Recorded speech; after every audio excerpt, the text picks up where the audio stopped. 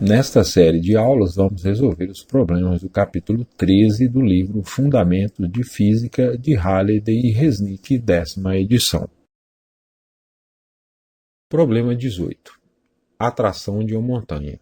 Uma grande montanha praticamente não afeta a direção vertical indicada por uma linha de prumo.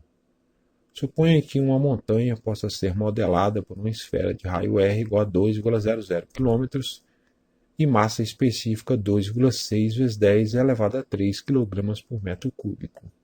Suponha também que uma linha de prumo de 0,50 metros de comprimento seja pendurada a uma distância 3r do centro da esfera e que a esfera atraia horizontalmente o peso da linha de prumo. Qual será o deslocamento do peso da linha de prumo em direção à esfera? A lei da gravitação de Newton diz que a força gravitacional entre dois corpos é proporcional ao produto das massas e inversamente proporcional ao quadrado da distância entre os seus centros de massa. F é igual a G vezes M1 vezes M2 sobre R ao quadrado. A força de atração da montanha sobre o pêndulo faria com que a linha inclinasse de um ângulo θ em relação à vertical. Além dessa força atuando no pêndulo, temos mais duas. O seu peso, vertical para baixo, cujo módulo é P igual a M vezes G, e a tração da linha.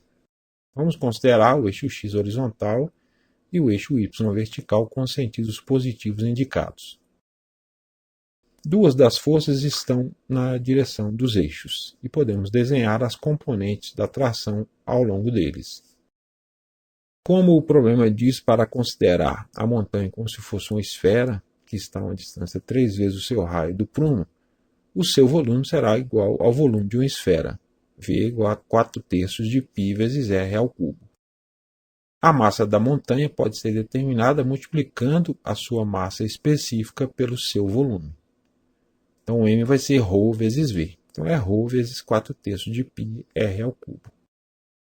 O módulo da força gravitacional de atração da montanha sobre o prumo é Fm vai ser G vezes a massa do prumo vezes a massa da montanha, dividido pela distância entre eles elevado ao quadrado, 3r elevado ao quadrado.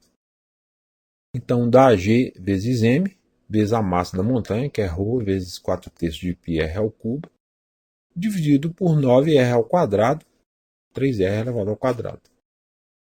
Aí eu tenho uma divisão de frações, né?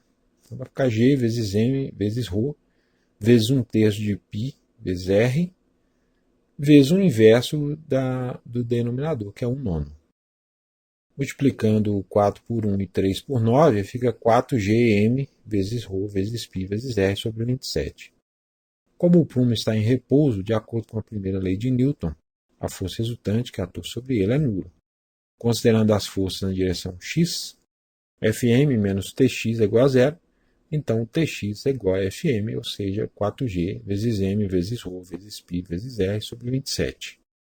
Considerando as forças na direção y, Ty menos P é igual a zero, então Ty vai ser igual a P, ou seja, m vezes g. Perceba que um triângulo retângulo pode ser identificado na figura, cujos catetos têm medidas iguais aos módulos das componentes da tração da linha. Se calcularmos a tangente do ângulo θ utilizando essas medidas, fica que a tangente de θ vai ser o cateto oposto Tx sobre o cateto adjacente Ty. Então é 4g vezes m vezes ρ vezes π vezes R sobre 27, que é o Tx, sobre mg, que é o Ty. Agora temos de novo uma divisão de fração, a gente repete a primeira, 4g vezes m vezes ρ vezes π vezes R sobre 27, vezes o inverso da segunda, 1 sobre mg. A gente pode cancelar o m, a massa do prumo. Então fica 4g vezes ρ vezes π vezes R sobre 27 vezes g. Substituindo pelos valores das medidas, a tangente de θ vai ser 4 vezes 6,67 vezes 10 a menos 11, que é o g, vezes 2,6 vezes 10 elevado a 3, que é o ρ, vezes 3,14, que é o π, vezes 2,00 vezes 10 elevado a 3, que é o R. Né?